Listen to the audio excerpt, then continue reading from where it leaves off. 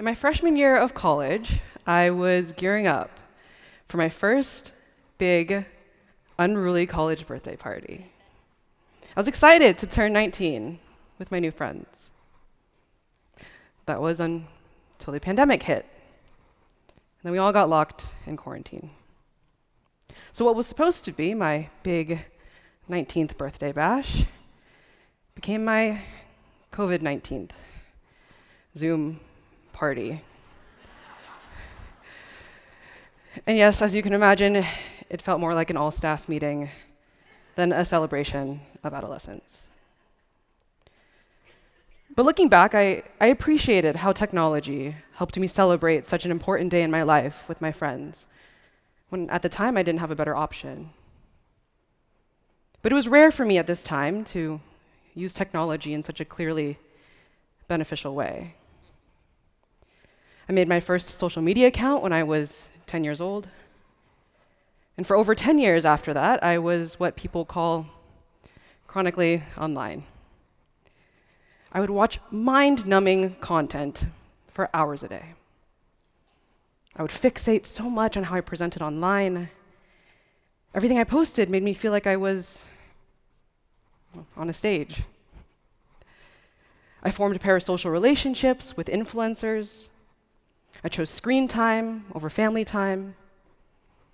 And I just became unnecessarily worried about world events that I couldn't change, making me feel powerless, trapped. Couldn't even read a good book because I'd always have to keep picking up my phone every couple of minutes. And I would always have my phone clutched in my hand to do literally anything, even things that didn't require a phone, like taking out the trash. I'd interrupt family dinners and conversations with friends to check my phone. I was just like a couple of the audience members who I've been watching scroll on their phones since I got up here, but none of these things were earth-shattering. I didn't develop an eating disorder from Instagram or get horribly cyberbullied. But slowly, and it took me years, I realized that my phone and the apps on it were dominating my life. And day by day, I just started to like myself less and less until I realized that I needed to make a change. What I wish I knew about smartphones and social media was that my problems with them were not due to a personal deficiency, but rather how these products are intentionally designed because they make a profit off of our attention and negative emotion. So by May of 2023, I had deleted all of my social media accounts. Instagram, Snapchat, TikTok, gone. And I switched out my iPhone for this. I've committed to building a life outside of addictive technology.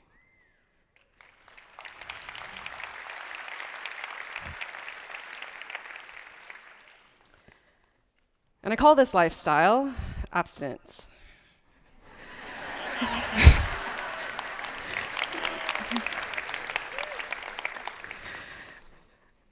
Thank you. After adopting an abstinent lifestyle, I was waking up refreshed because I was sleeping deeper and longer. I also used to be one of those people who thought I was naturally distractible. But then I realized without addictive technology, focus is a skill, and I could learn it. Without a constant onslaught of information, my mind became more peaceful. I also realized that the despair and hopelessness that I thought was just part of being a teenager was coming from the fire hose of content that I was feeding myself.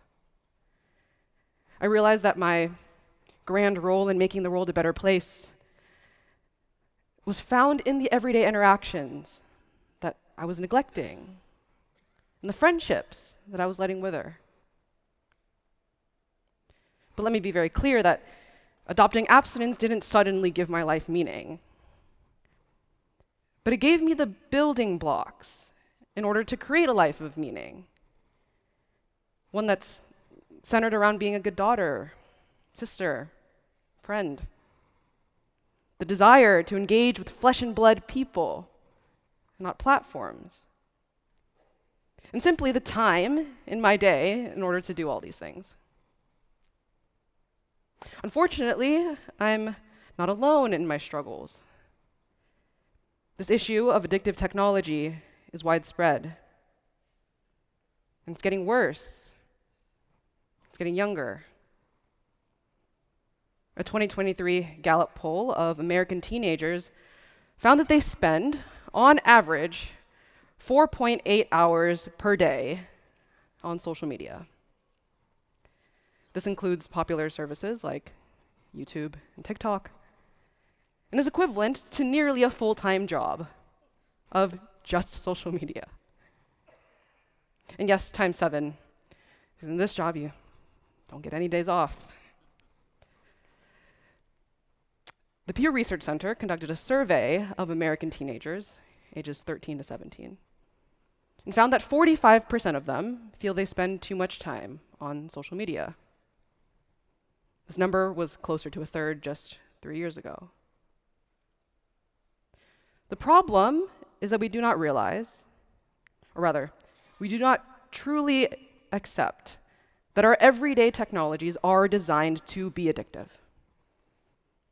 And so we've just resigned to this notion that superficial connections, fractured focus, sort of feeling like everything's kind of going to hell, it's just the modern tax of life.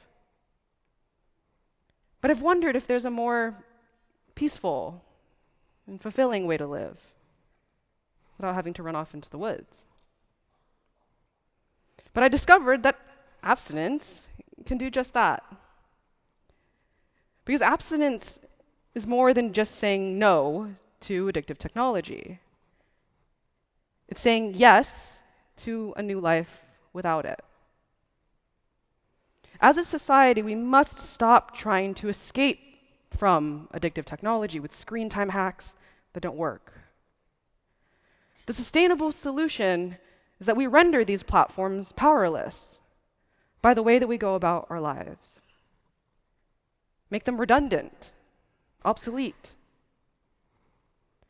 But this means then that just deleting our accounts isn't enough.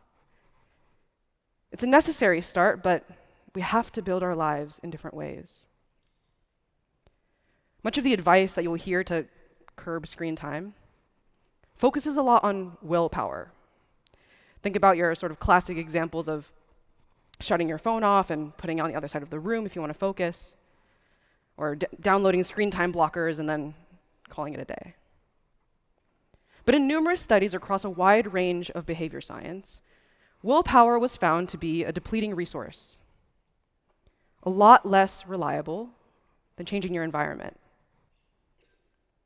When it comes to technology, there are 3 environments to consider: the physical, the digital, and the social. The first is your physical environment. Does your physical environment encourage rest, focus, and quality time? If you want to get a good night's rest, then smart TV in your bedroom is probably not a good idea. If you want to focus, then always having a smartphone with you is going to constantly try to draw away your attention. So I use one of these very simple phones. And as a remote worker, I always try to leave my house so I don't feel like I'm living at work. The second is your digital environment. Are the platforms that you use designed to be addictive, or just for you to keep in touch with people? Because I think it's time we consider doing what I did. I think it's time to consider erasing your accounts. And I know that you're thinking like, yeah, I really hate that I scroll, but there's literally no way that I could do that. If so, just please hang in with me for a bit. I have a lot of friends who they try to find a balance. They own a bunch of technology that's designed to exploit their attention and degrade their values, So they just keep reminding themselves of what their values are. They'll say, I always try to remind myself not to buy things I don't need. And then they go watch 50 ads. Or, social media is just a highlight reel, while they view the curated lives of other people. Or, everything will be okay in the end, while they watch gruesome footage of tragedy again and again. Trying to do both doesn't allow us to reap the benefits without the harms. It puts us in this constant state of dissonance and resistance. Now, I use technology frequently, but none of it is designed to addict me. I make phone calls, I send texts, emails, I use video conferencing. The last is your social environment, your daily habits, activities, and the people in your life, making you more reliant on addictive technology or less. If you're just staying at home when you could be out, you're gonna wanna scroll. Instead, go to the local library, public park, friend's house, or just wander around. If your friends are all really invested in curating their social media profiles, you're gonna feel social pressure to do the same. Instead, curate a habit of engaging with people outside of addictive technology. Give people phone calls and ask to see them in person. When you make a new friend or acquaintance, instead of asking for their Instagrams or Facebooks or Snapchats, ask for their phone number. I've curated a habit now of just calling my friends out of the blue just to see how they're doing. It was weird for some of them at first, until they started to reciprocate. I also try to be a regular in my social routine. So instead of going to one-off events, I try to find something that I can go to every week. So that slowly, over time, I can develop meaningful relationships with people I know I will see again in person. My weekly activity of choice is a board game meetup. It's also really important that we stop trying to just lower our screen time, but instead displace it with relevance in the real world. Part of the reason that we use smartphones and social media so much is that they're designed to be addicting, but also because the more that we use them, the more we're going to feel like we'll need them because we've built our social capital on them.